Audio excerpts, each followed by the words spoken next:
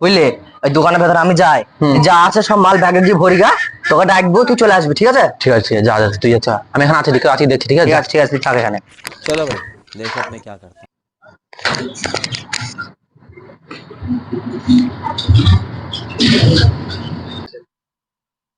এই শালা, শালা হ্যাঁ আমি অনেকক্ষণ যাওয়া হয়ে গেল, গিয়ে তো দেখতে হয়েছে, শালা নাহলে একা একা মালগুলি পালাবে। যাই দেখি আসে কি করছে।